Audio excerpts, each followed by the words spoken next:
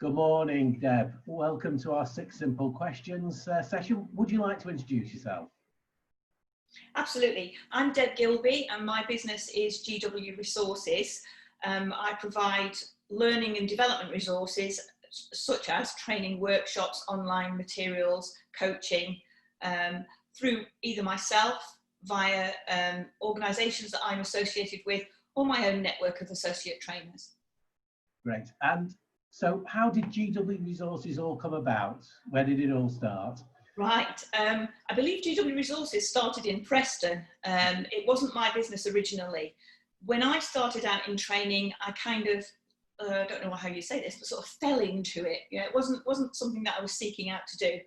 But early on in my career, I landed a job where my job title was Machine Support Representative, which sounds like I walked around holding typewriters or photocopiers or something. But it was back in the 80s. So people would spend what seems like a small fortune now on some, what we now call IT, word processing, spreadsheets, things like that. And then I would provide training on it. My organisation would provide training on it. And then that kind of morphed into soft skills. So once I enjoyed training, I went off to get some qualifications to be a trainer, and morphed into the sort of soft skills. And I was an associate trainer of GW Resources, who were then based in Chorley, run by a lady called Alison Cattrall. So some of the business network members might remember Alison. Alison retired in 2012, and I purchased the business from her and continued doing what I do, but with some sort of added avenues. I have to say it's changed quite a bit, and I think Alison kind of got that the materials and resources that traditionally we sold were all going online. Yeah, so now you don't need a great big trainer pack with a video arts video in it. You can download it all. It's all available online. So there's less physical resource and more online resource, but the people are still the same. Well, yeah, and I think now in this current age, it's more importantly to be online. That's the thing, isn't it? People expect it now. Yeah. So you're an old-time member at the Business Network.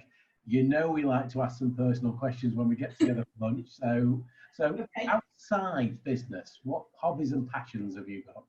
Okay. A lot of my time, particularly now during lockdown, I've been enjoying being at home because I spend a lot of my time traveling. So the sort of the domestic stuff, I quite like some crafty things. I love decorating cakes.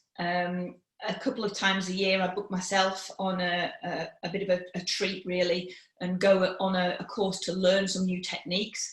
I should have been on a cake painting course in painting designs on cakes, not painting cakes, in June, and that's obviously been postponed, but I'm delighted to say that will be happening again fairly soon. And then it's holidays really. We like to travel. We do holiday in the UK. We like anything from hiring a canal boat and doing the work ourselves to going on a cruise and letting other people look after us.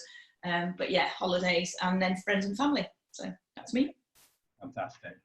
Now, we've spoken about podcasts to all the other interviewees. Are there any that you listen to? If I'm being honest, no. I've dipped into podcasts, and it's possibly one of the things that I've missed out on during lockdown because I probably have had the time to do it.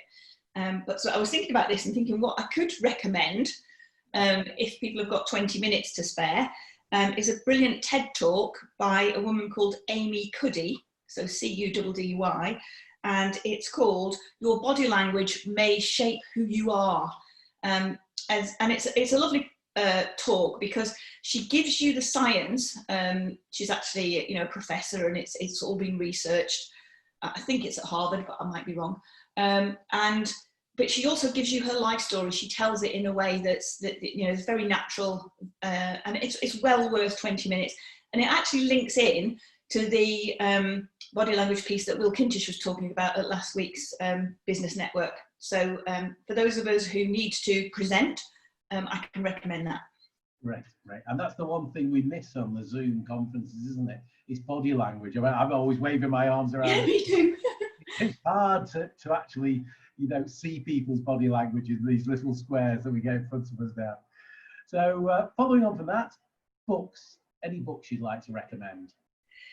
Yeah, loads really. I do like reading.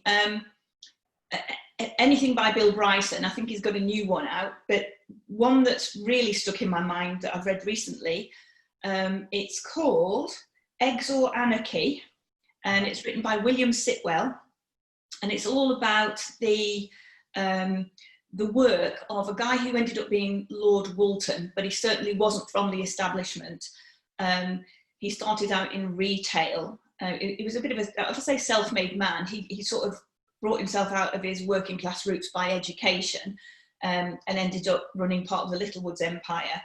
But he's brought into the government in the Second World War to head the Ministry of Food right at the start of the war. So Eggs or Anarchy is all about how he helped Winston Churchill keep the promise to the British people that there would always be food on the table, and the lengths they had to go to in order to do that.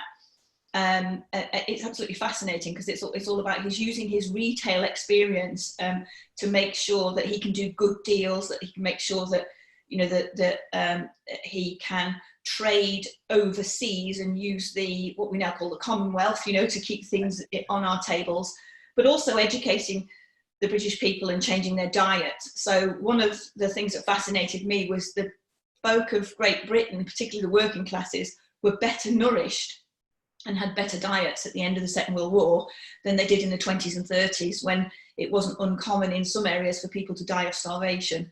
So, you know, he really turned it around and delivered, despite the fact that Winston Churchill initially didn't think he was the right man for the job.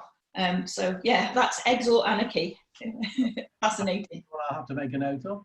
And the final question is, any words of wisdom? Doesn't have to be about lockdown, coronavirus, just if you want to.